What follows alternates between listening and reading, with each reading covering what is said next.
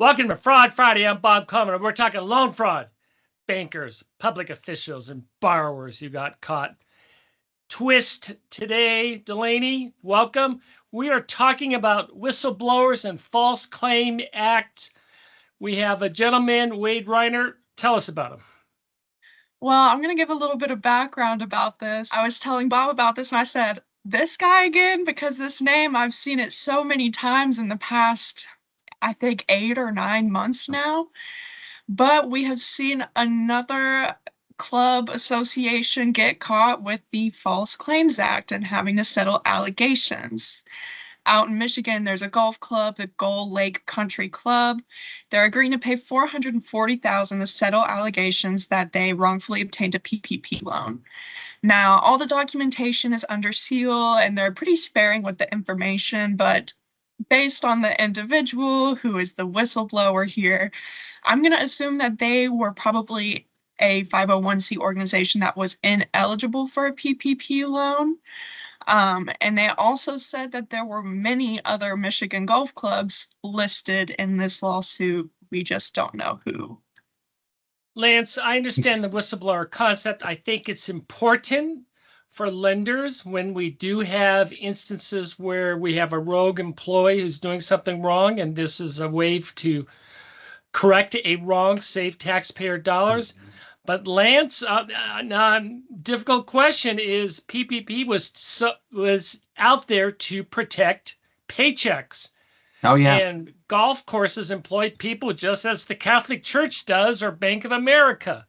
So my absolutely. first question is, why did the government exclude these nonprofit 501c organizations? Well, I'm just going to speculate. First of all, I want to make a disclaimer. I am a golfer. I have been a golfer for a long time. So someone who attacks country clubs and golf courses, I'm not real sure how much I like them, guys, because, these golf courses, the nature of the Whistleblower Act is somebody gets an opportunity to bubble up potential fraud in federal government programs. And it's intended to protect the integrity of a federal government program, somebody that recognizes a wrongdoing, points it out, and they also can earn money or earn significant sums of money by doing Delaney, this. what is the percentage that they earn? What do they get? 10, Oh, 20%? I am not 1,000,000% sure, but I know in at least one of these cases, they listed that he got 15%. Yeah. Okay. Just in this case, he could have got $50,000-$60,000. Now, I don't know that the golf courses are, I don't think, honestly, guys, I don't think a golf course intended to commit fraud. That's just me speculating. And Bob, you make a great point. They employ a number they've got groundskeepers, they have staff inside the country club, at the restaurant, staff that sell retail merchandise.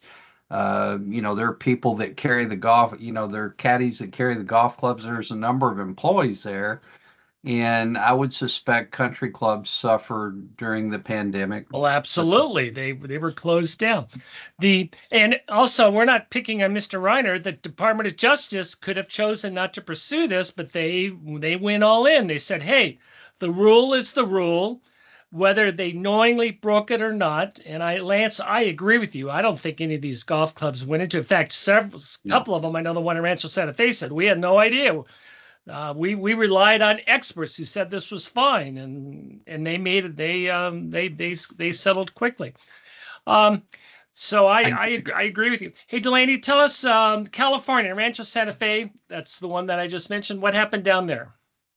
Yeah, so back in December 2023, we reported on this that they agreed to pay more than $2 million to settle False Claims Act allegations. They were a 501c4, which was ineligible. But as you mentioned, they had gone to lawyers, bankers, and they all said, hey, you should be okay to apply for PPP. This is what they were informed to do. They did not realize that they were ineligible at the time. So I do believe that this was possibly a mistake, and it is They said it was a mistake, but they wrote employees. Yeah. But nonetheless, they were ineligible, and so they decided to settle the False Claims Act allegations. I believe in this case, this is the one where Wade Reiner was going to be receiving 15% of the, yes, of the funds. In California, there were more country clubs. Who else have we got? So the three other ones, there was the Pine Mountain Lake Association, another 501c4, the Glendora Country Club, a 501c7, and then the Palms Golf Club, another 501c7. And I believe it was about 5.6 million in total across these four that they agreed to settle. The thing about this, when there's a false claim suit brought, and the amount above and beyond the amount of PPP loan they got here was kind of minimal, because I forget what the multiple is, but the False Claims Act, it's not just I got $1 million PPP loan, let me pay back the $1 million. There's additional monies added onto it. So these country clubs who mistakenly got a PPP loan, look at Pine Mountain. They had to come up with an extra $650,000 above and beyond what they got to settle the suit. Yeah. So the PPP loan was not forgiven, as over 90% of the PPP loans were. They had to pay it back. They had to pay an extra fee to settle the allegations, and it's down there. I think the takeaway that I have on this, and Delaney, I want you to talk about the lawsuit in Colorado. Lance, at the end of the day, however, the borrower, the person who signs the certification to the federal government that we certify that this information is correct, they can't say, hey, our banker said to do this, a broker said to do this, or our attorney said to do this. At the end of the day, someone signed on behalf of that country club, and the country club and that person was responsible. Bob, you make a beautiful point about PPP. There were certifications made by each borrower who got a PPP loan on the SBA Form 2483. When they filled out the application, signed the application, there were certain certifications made. And in the end, circumstances where there were ineligible borrowers that got loans or borrowers who committed fraud, they're responsible for it because they did sign those certifications. I do want to make one small little clarification that I think is interesting, at least with the Rancho Santa Fe Association. Their PPP loan was actually forgiven. Just an interesting note. I don't know if you have any comments on that.